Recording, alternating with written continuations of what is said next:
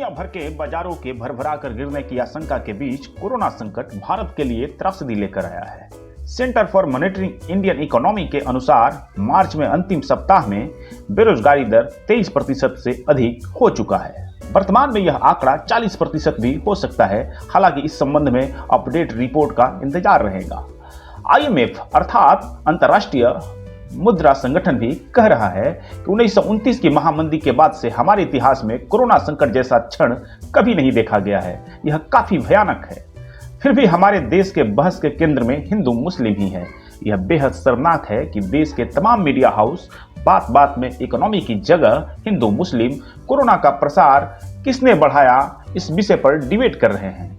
News चैनलों पर fake news फैलाने के आरोप में मुकदमे हो रहे हैं। वहीं दूसरी तरफ रघुराज रामन, अभिजीत बनर्जी समेत अन्य कई प्रमुख अर्थशास्त्री कह रहे हैं कि असल चुनौती लॉकडाउन खत्म होने के बाद शुरू होने वाली है। अर्थव्यवस्था के रिबूस्ट होने में समय लगेगा। यदि फूड सप्लाई सिस्टम ठीक से मैनेज नहीं हुआ तो इस दरमियान भयंकर भूखमरी, गरीबी का सामना भी करना पड़ सकता है। इसके बावजूद भी मीडिया चैनलों पर हमारी मुख्य चुनौतियां गायब है। वहां सिर्फ नफरत फैलाने वाले विषय फैलाए जा रहे हैं। इसलिए हम आज चर्चा करने वाले हैं कि क्या भारत की मौजूदा कहानी में इतिहास के किसी पन्ने की झलक तो नहीं है। हम आपको याद दिलाना चाहते हैं जर्मनी का इतिहास। 24 अक्टूबर 1929 में न्यूयॉर्क स्टॉक एक्सचेंज में भारी पैमाने पर गिरावट के साथ ही दुनिया में सबसे बड़ी आर्थिक महामंदी आई थी। आर्थिक दुनिया में इस दिन को ब्लैक फ्राइडे के रूप में जाना जाता है। इसी समय जर्मनी में हिटलर की नाजी पार्टी का उदय हो रहा था।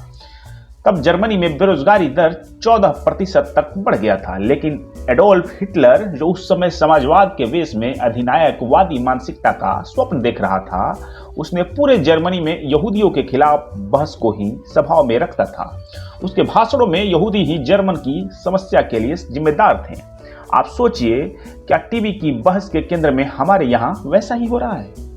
प्रथम विश्व युद्ध में जर्मनी की हार के बाद उस पर वर्साई की संधि के तहत कड़े आर्थिक बोझ भी लाद दिए गए थे। उसे लगभग 1 लाख टन सोने के बराबर कीमत की जुर्माना चुकाना था। हथियारों, सैन्य ताकत सीमित करने के आर्थिक प्रतिबंध लगे थे। इन्हीं परिस्थितियों में 30 जनवरी 1933 को हिटलर जर्मनी का चांसलर बन चुका था।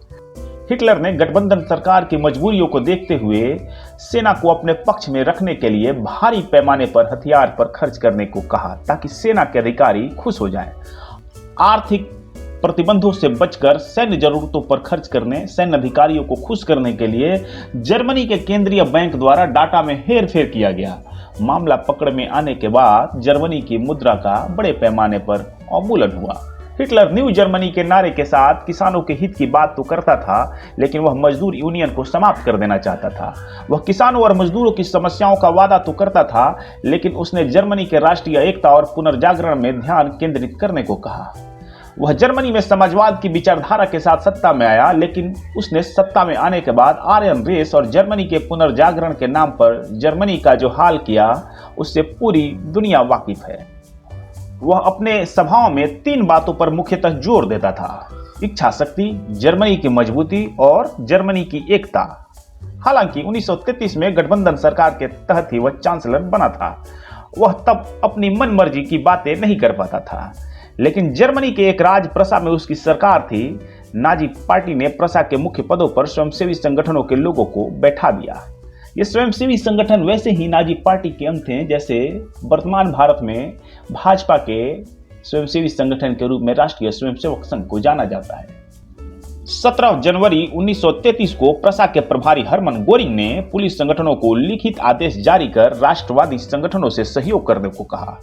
यह राष्ट्रवादी संगठन नाजी पार्टी के संगठन नाजी स्वयंसेवक ही थे। इस आदेश को जारी करने के बाद उसने प्रसा में नाजी विरोधियों को देशद्रोही बताकर सबक सिखाने का आदेश दिया। इसके बाद प्रसा में नाजी विरोधियों को पुलिस और नाजी स्वयंसेवी संगठन मिलकर पीटने लगे, हमले करने लगे। प्रसा में मार्क्सवादियों, साम्यवादियों समेत तमाम विचारधारा के लोगों पर नाजी स्वयंसेवकों का अत्याचार बढ़ गया। पूरे जर्मनी में नाजी अर्थात national socialist German workers party के कार्यकर्ता और नेता हिटलर के तमाम विरोधी कार्यकर्ताओं, नेताओं को देशद्रोही कहकर आलोचना करने लगे। जहां जहां नाजियों की प्रादेशिक सरकारें थी, वहां वहां इस प्रकार की गतिविधियां चालू हो गई थी।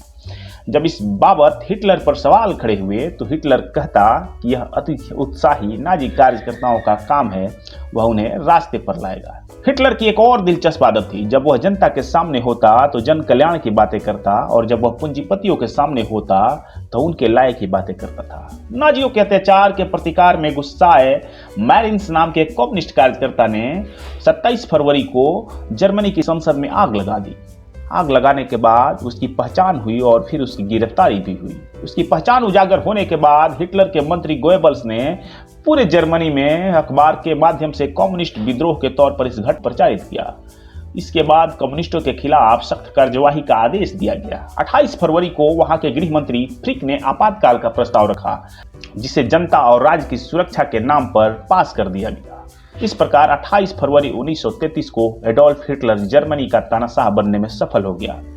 इतिहास के ये वो पन्ने हैं जिन्हें उभारे जाने की इसलिए जरूरत है ताकि नागरिकों को सजग किया जा सके, ताकि उन्हें तानाशाह हिटलर के रूप में शासक और जर्मनी के कम्युनिस्ट कार्यकर्ता मैरिन्स के हर रूप की पहचान हो सके। हमारे नजरिए से भारत में जर्मनी की स्थिति तो नहीं है, किंतु सांप्रदायिकता के नाम पर टेलीविजन का खेल और जाहिलता की पराकाष्ठा को पार कर डॉक्टरों पर हो रहे हमले, बेरोजगारी दर की समय सीमा की मौजूदा स्थिति बेहद शर्मनाक है।